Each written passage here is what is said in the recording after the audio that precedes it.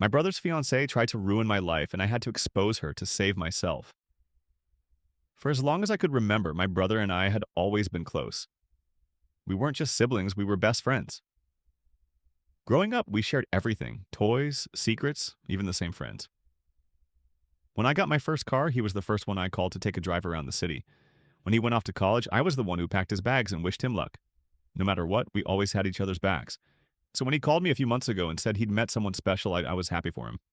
He wasn't the kind of guy who rushed into things. He liked to take his time or get to know people, build something solid. So when he said he was planning on proposing to her, I figured she must be pretty amazing. When I first met Lisa, I wanted to like her. I really did. She seemed nice, well put together, and genuinely good for my brother. She was smart, funny, and had this easy way about her that made everyone comfortable. I could see why my brother was so drawn to her. The first time we hung out together, it was just the three of us. We went out for dinner at a new place in town, and I remember thinking how well they seemed to fit together. They laughed at each other's jokes, exchanged knowing glances, and seemed so happy. In those moments, I could feel the joy between them, the way they were clearly in sync. But over time, small things started to bother me. It wasn't anything huge, nothing I could really put my finger on at first, but there were little signs. Subtle things that didn't quite sit right. I noticed the way she always seemed to dominate the conversation whenever we went out together. She'd ask me a question, but before I could answer, she'd interrupt with a story about her work, her childhood, or something she had read in a book. It wasn't like she was deliberately rude, not at all, but there was something in the way she always steered the conversation back to herself that made me uncomfortable. It was subtle at first, just an offhand comment here and there. But as time went on, it started to feel like she didn't really care what anyone else had to say. It was always about her. And then there was the way she treated my brother. At first it seemed innocent. The little comments she made, the way she'd take charge of decisions, even when he was perfectly capable of making them. But when it started to happen more often, I began to notice a pattern. Whenever my brother made a suggestion, she'd shoot it down, even if it was a good idea, and come up with something else. Something that suited her better. I told myself I was overthinking it. I mean, maybe it was just the way she was. Maybe I was reading too much into it. It didn't really matter, right? She made him happy. She loved him, and that's all that should have mattered. But I couldn't shake the feeling that something wasn't quite right. I never mentioned any of this to him. I didn't want to sound like the overprotective brother, the one who always thought everyone was out to get him. Besides, he seemed so sure of her, and who was I to question his judgment? Still, a part of me felt uneasy every time I saw them together, especially when they were making plans for their future. And then, one weekend, it all came crashing down. We were having dinner at my apartment, just the three of us. It was supposed to be a casual evening. Pizza, some drinks, a few laughs. But that night, something felt different. As usual, she dominated the conversation, talking about her work and the latest trip she'd taken to Paris. But what caught my attention was the way she looked at my brother when she talked about their future. She'd casually mention things like, when we're married, or when we move in together, as though she had already planned their whole life out without ever asking him what he wanted. And the more she spoke, the more I could see how my brother was quietly fading into the background, letting her take the lead. It wasn't just the decisions, it was the way she dismissed anything that didn't align with her vision. She made him feel small in a way I hadn't noticed before, almost like he didn't have a say in his own future. The worst part? He seemed fine with it. I couldn't believe it. My strong, independent brother, the one who always stood up for what he believed in, was now letting her decide everything for him. I tried to ignore it, but that night I couldn't. It was like the scales had fallen from my eyes and I finally saw her for what she really was. Manipulative, controlling, and determined to mold my brother into something he wasn't. The evening ended awkwardly.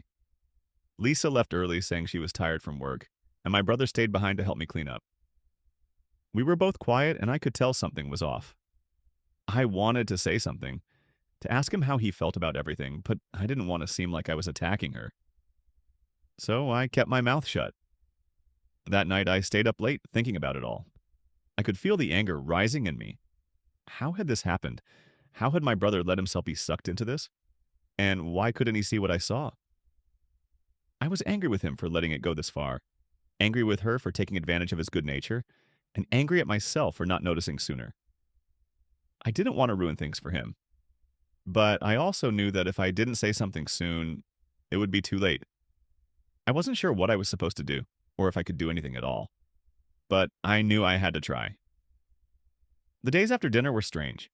My brother was distant, not because he was upset with me, but because he was consumed by something else, her. The way he spoke about her when he called me, the little things he said, they were all about her. I could hear it in his voice, the way he defended her, even when I hadn't said anything to provoke it. The whole situation felt off. I started feeling like I was losing him.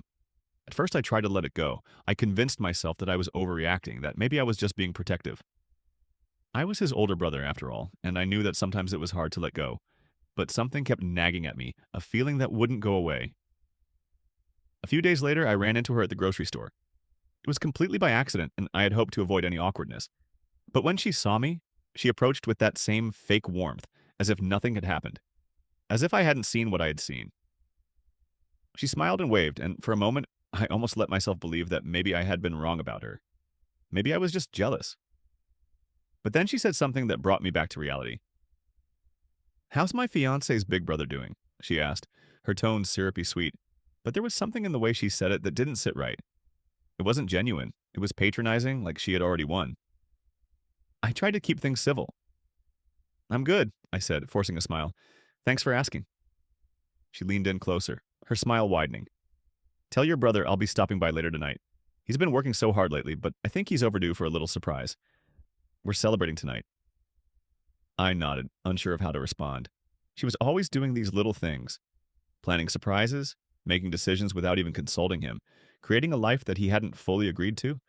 I could see the way he had become a passenger in his own life, and it killed me to watch it unfold. As I walked away, I could feel the frustration bubbling up inside me. How had I missed all of this? How had I let her take control of everything, from his life to our relationship? I had always been there for him, yet somehow it felt like I was being replaced by her. She was slowly and methodically making him her project, and I wasn't sure I was even part of the equation anymore. I didn't want to confront him directly. I didn't want to accuse her of being manipulative. I didn't want to sound like the jealous brother who couldn't accept that his younger sibling had moved on. But I couldn't ignore what I was seeing. A few days later, I called him. We hadn't hung out in a while, and I figured it was time to talk, to at least get a sense of where he stood in all of this. Maybe I was overthinking it, maybe I was too invested, but I needed to know if this was the relationship he wanted. "I was thinking," I began, trying to sound casual. "Maybe we could grab a drink later, catch up." There was a pause on the other end of the line before he spoke. "Yeah, I don't know if I can tonight. I've got some stuff with Lisa planned." His voice was distant, not the usual warmth I was used to hearing. I tried not to let it affect me. "That's cool, man. I get it." But the way he said her name made my stomach tighten. He always used to say my name like it meant something. Now it felt like he was just saying hers with a sense of ownership. "Listen, I'll catch up with you soon, okay?" he added, but the line was already closing between us. It hit me. It wasn't just that they were in a relationship. It was that she had somehow turned it into a control mechanism, and he was the one losing. He was the one who had let her in and let her take over. I wasn't just concerned for him, I was worried about myself too. How long would it take before she started taking over every part of our relationship? How long before I became irrelevant? It wasn't just about her. It was about the fact that he was becoming a shadow of himself. The next few days were a blur of half-hearted interactions with him. I felt like a ghost in his life. I tried talking to him about everything, but whenever I brought up anything remotely serious, he'd deflect or brush it off with some excuse. It was always, "I'll deal with it later," or "I don't want to get into it right now." I could feel myself becoming increasingly frustrated. I didn't want to alienate him, but I couldn't sit back and watch him disappear into this relationship. Something had to be done. And then everything shifted. I don't know if it was just a gut feeling or if I was finally fed up, but I decided to show up uninvited, to do what I had been avoiding for so long, confront him. That evening, I knew he was going to be at their place. I wasn't invited, of course, but I didn't care. I just needed to see for myself what was really going on. I needed to know if he was really this happy, or if he was just stuck in a situation that he didn't know how to get out of. I got there just as the sun was setting. The apartment was quiet, with only the faint sounds of the TV coming from inside. I knocked on the door, no plan in mind other than needing to get answers. The door opened, and there she was. She smiled at me, but this time I saw it for what it really was. A smile that didn't reach her eyes. "Hey, what's up?" she asked, not even pretending to sound friendly. "I need to talk to him," I said, my voice steady, even though I could feel my heart racing. She tried to block the door. "I don't think that's a good idea." I didn't back down. "I think it's exactly what I need to do." She didn't let me in immediately, but after a long, tense moment of staring each other down, she stepped aside.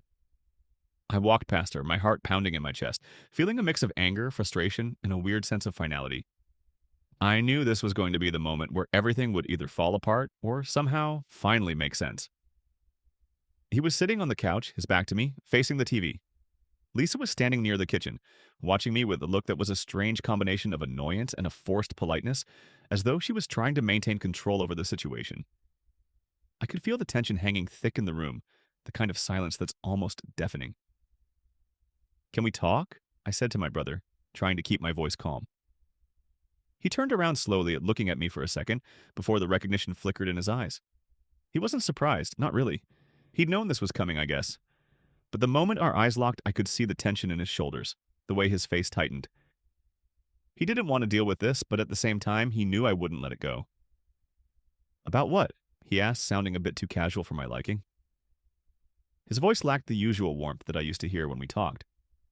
This was different. This wasn't the brother I had known for years. "About her," I said, my eyes shifting to Lisa, who was now standing even straighter, arms crossed, making herself the physical barrier between us. "About the way she's been controlling everything. And you're just letting her." There it was. The truth laid out in front of him.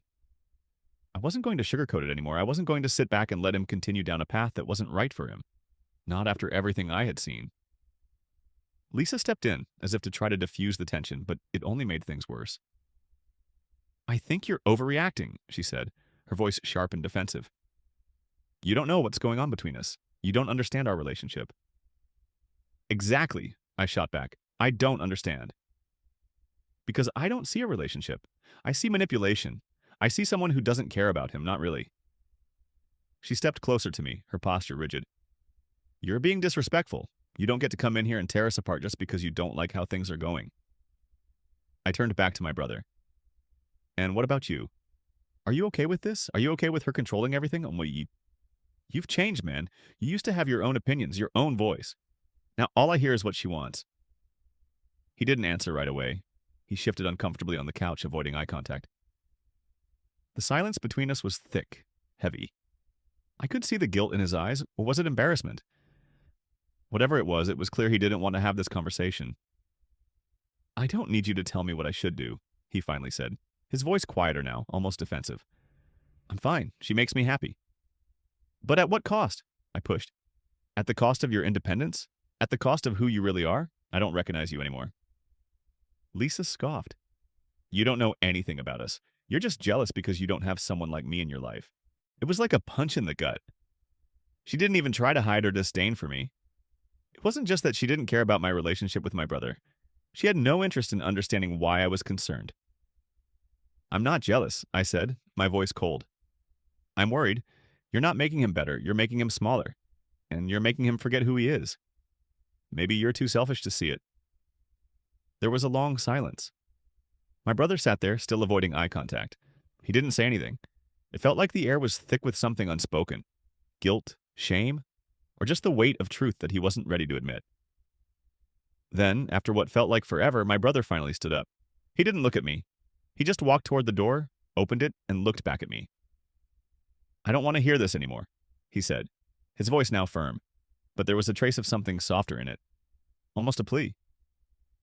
"I'm done talking about this." I stood there for a second, unsure of what to say, how to fix this. I wanted to tell him that I was only trying to help. I wanted to say that I was doing this because I loved him and didn't want to see him lose himself. But I knew it wouldn't make a difference right now. He wasn't ready to hear it. "Fine," I said, my voice steady, but there was a sharp pain behind my words. "But when you realize what's been happening, when you realize that she's been using you, don't come to me, because I won't be there.